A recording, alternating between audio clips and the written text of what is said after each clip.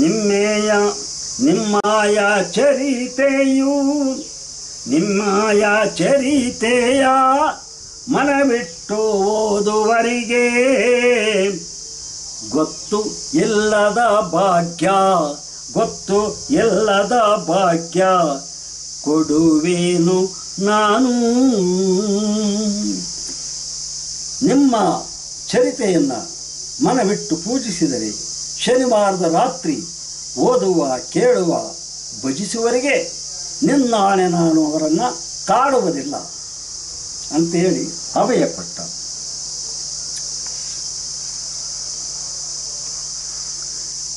ಭೇದವ ಮಾಡಿದರೆ ತಲೆಯನ್ನು ತೆಗೆಯುವೆ.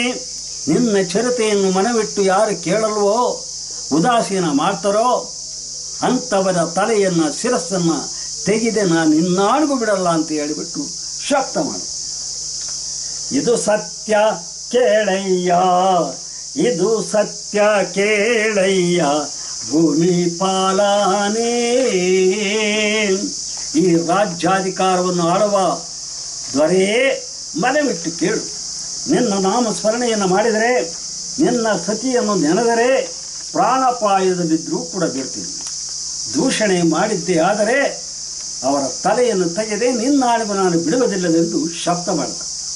ಶನಿವಾರದ ರಾತ್ರಿ ಓದುವ ಕೇಳುವರಿಗೆ ಭೋಗ ಭಾಗ್ಯವ ಕೊಟ್ಟು ಭೋಗ ಭಾಗ್ಯವ ಕೊಟ್ಟು ಕಾಯುವೆ ನೆಂದ.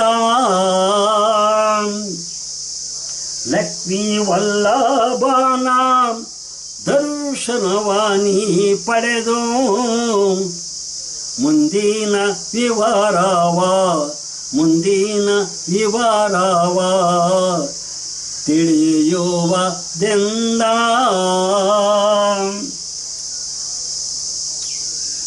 ಎಂದೋ ಹೇಳಿದ ಶನಿಯು ಅದೃಶ್ಯವಾಗಲು ಹರ ಸ್ಮರಣೆ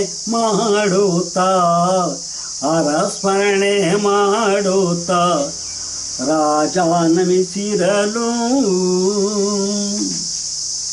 ಆಗ ಶನಿದೇವ ಭಕ್ತರಿಗೆ ಅಭಯವನ್ನು ಕೊಟ್ಟು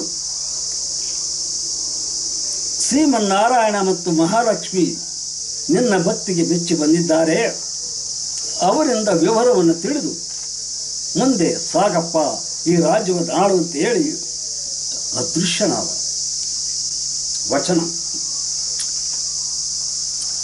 ಈ ಪ್ರಕಾರವಾಗಿ ಸೂರ್ಯಪುತ್ರನಾದ ಶನಿದೇವರು ಕನಕಗಿರಿಯ ರಾಜದಂಪತಿಗಳನ್ನು ಅರಸುತ್ತಾ ನಿಮ್ಮಂತಹ ಸತ್ಯ ಪುರುಷರ ಸತ್ಯಕ್ಕೆ ಜಗತ್ತಿನಲ್ಲಿ ಸರಿಸಾಟಿ ಇಲ್ಲ.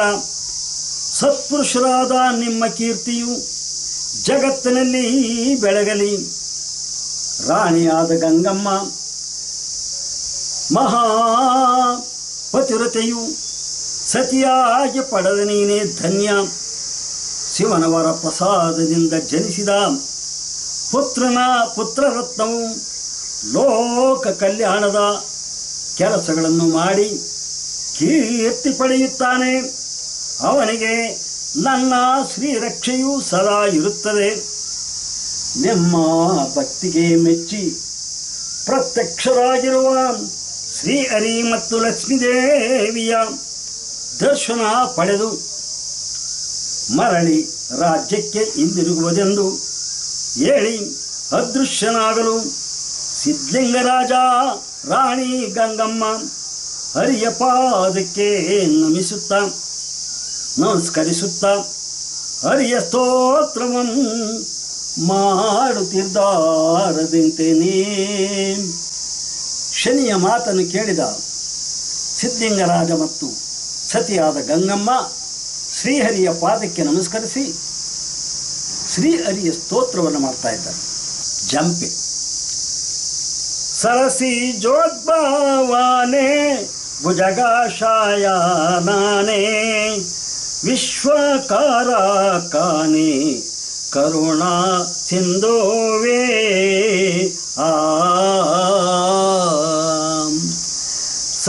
ಹಸಿ ಜೋದ್ಭವಾನೆ ಭುಜಗಾಶಾಯಾನಾನೇ ವಿಶ್ವಕಾರಾನೇ ವಿಶ್ವಕಾರಾನೇ ಕರುಣ ಸಿಂಧುವೇ ಆ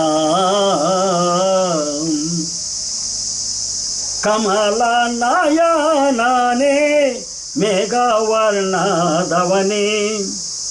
ಸುದರ್ಶನ ಪಾಣಿಯೇ ಲಕ್ಷ್ಮೀ ವಲ್ಲಭನೇ ಆ ದುಷ್ಟರ ಸಂವರಿಸಿ ಶಿಷ್ಟರ ರಕ್ಷಿಸಿ ಜಗವ ಪರೆಯುವ ದೇವ ನಿಜ ಗುಣ ಧಾಮ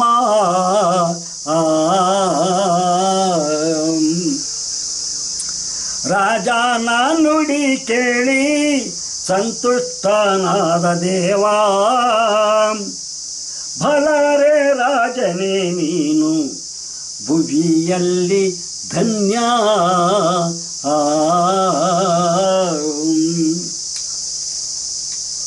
ಸತ್ಯದಲ್ಲಿ ಶ್ರೇಷ್ಠನು ನೀತಿಯಲ್ಲಿ ನಿಷ್ಠಾನು ಧರ್ಮದಲ್ಲಿ ರಾಜ್ಯವ ಪಾಲಿಸಿದವನು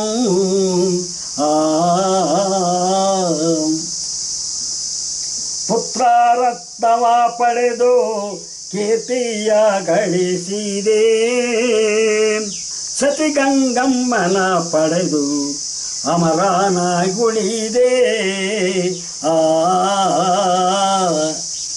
ನೀನು ಸತ್ಪುರುಷ ಮಹಾರಾಜ, ಸತ್ಯನಿಷ್ಠ, ನೀತಿವಂತ, ಸತ್ಯ ಪರಿಪಾಲನೆಯಿಂದ ರಾಜ್ಯವನ್ನಾಳಿ ಮಹಾಸತಿ ಮಹಾಪತಿರೆದೆಯಾದ ಗಂಗಮ್ಮನನ್ನ ಸತಿಯಾಗಿ ಪಡೆದು ಈ ಭೂಲೋಕದಲ್ಲಿ ಅಮರನಾಗಿ ಉಳಿದೆ. ಪುತ್ರರತ್ನವನ್ನು ಪಡೆದು ಕೀರ್ತಿ ಪಡೆದೆ ಅಂತೇಳಿ ಶ್ರೀಮನ್ನಾರಾಯಣ ಅವನಿಗೆ ಹೇಳ್ದ ವಚನ. ಈ ಪ್ರಕಾರವಾಗಿ ಲಕ್ಷ್ಮೀ ವಲ್ಲಭನಾದ ಶ್ರೀಹರಿಯು ಕನಕಗಿರಿಯ ರಾಜ ದಂಪತಿಗಳಿಗೆ ಆಶೀರ್ವದಿಸಿ, ಅಯ್ಯ ಮಹಾರಾಜ, ಸತ್ಯದಲ್ಲಿ ಶ್ರೇಷ್ಠನೆನಿಸಿ ಹರನಿಂದ ಪುತ್ರರತ್ನವನ್ನು ಪಡೆದು ಕೀರ್ತಿ ಗಳಿಸಿಕೊಂಡು ಮಹಾಪತಿವ್ರತೆಯಾದ ಗಂಗಮ್ಮನನ್ನು ಸತಿಯಾಗಿ ಪಡೆದು ಅಮರನಾಗಿ ಬಿಟ್ಟೆ. ಸೂರ್ಯಪುತ್ರನ ಪ್ರಭಾವಕ್ಕೆ ಸಿಲುಕಿದರು ಸತ್ಯ ಬಿಡದೆ, ಅಸತ್ಯ ನುಡಿಯದೆ, ಶನಿದೇವರ ಕೃಪೆಗೆ ಪಾತ್ರರಾಗಿ ಖ್ಯಾತಿ ಪಡೆದೆ. ಬ್ರಹ್ಮಮಾನಸ ಪುತ್ರ ನಾರದರು ಸತ್ಯವಂತರ ಎರಿಮೆ ಸಾರಲು, ಬ್ರಹ್ಮಮಾನಸ ಪುತ್ರ ನಾರದರು ಸತ್ಯವಂತರ ಎರಿಮೆ ಸಾರಲು ಕಾರಣರಾದರು. ನೀನು ಕನಕಗಿರಿಗೆ ಮರಳಿ ಮಗನಿಗೆ ಪಟ್ಟಾಭಿಷೇಕ ಮಾಡಿ ಶಿವಾಲಯ ನಿರ್ಮಿಸಿ ನವಗ್ರಹಗಳನ್ನು ಪ್ರತಿಷ್ಠಾಪಿಸಿ ಪೂಜಿಸಿ ಸತಿಯ ಜೊತೆಗೂಡಿ ಧರೆಯಲ್ಲಿ ಪ್ರಸಿದ್ಧವಾಗಿರುವ ಸುಕ್ಷೇತ್ರವಾದ ಸುರಭುಜದ ಮಧ್ಯದಲ್ಲಿ ತಪೋಮಗ್ನಾಗಿ ಕುಳಿತು ಹರನಲ್ಲಿ ಲೀನವಾಗಿರುವುದು. ಅಂದರೆ ತಪೋಮಗ್ನಾಗಿ ನಿನ್ನ ರಾಜ್ಯಕ್ಕೆ ಮರಳಿ ಹೋಗಿ ನಿನ್ನ ಸುಪುತ್ರನಿಗೆ ರಾಜ್ಯಾಭಿಷೇಕ ಪಟ್ಟಾಭಿಷೇಕವನ್ನು ಮಾಡಿ ಸತಿ ಪತಿ ಅಂದರೆ ದಂಪತಿಗಳ ಸಮೇತ ಸುರಭುಜದ ವನದ ಮಧ್ಯದಲ್ಲಿ ತಪೋಮಗ್ನರಾಗಿ ಶಿವನಲ್ಲಿ ಐಕ್ಯವಾಗಿರಿ ಅಂತ ಹೇಳಿ ಆಶೀರ್ವಾದ ಮಾಡಿದ. ತಪೋಮಗ್ನರಾಗಿ ಕುಳಿತು ಹರನಲ್ಲಿ ಲೀನವಾಗುವುದು. ನೀವು ಕುಳಿತ ತಪೋಧಾಮವು ಮುಂದೆ ಸುಕ್ಷೇತ್ರವಾಗಿ ಆ ಸ್ಥಳದ ಮಹಿಮೆಯಿಂದ ಜೀವಕೋಟಿಯು ಪಾವನಗೊಳ್ಳುತ್ತವೆ. ಸುಕ್ಷೇತ್ರಕ್ಕೆ ಕಾಲಿಟ್ಟರೆ ಸರ್ವ ರೋಗಗಳು ಮಾಯವಾಗುತ್ತವೆ. ಸಂಕಷ್ಟಗಳಿಂದ ಪಾರಾಗಲು ಚೈತನ್ಯ ನೀಡುವ ಜ್ಯೋತಿಯಾಗುವಿರಿ. ಸಂಕಷ್ಟಗಳಿಂದ ಪಾರಾಗಲು ಚೈತನ್ಯ ನೀಡುವ ಜ್ಯೋತಿಯಾಗುವಿರಿ. ನಿಮ್ಮ ಅನುಭವದ ಅಮೃತಧಾರೆ ಸರ್ವರಿಗೂ ದೊರೆತು ಸಂಜೀವನೋಪಾದಿಯಲ್ಲಿ ಸಹಕರಿಸುತ್ತದೆ. ನೀವುಗಳು ಶಿವನಲ್ಲಿ ಐಕ್ಯವಾದೊಡನೆ ಮಹೇಶ್ವರನ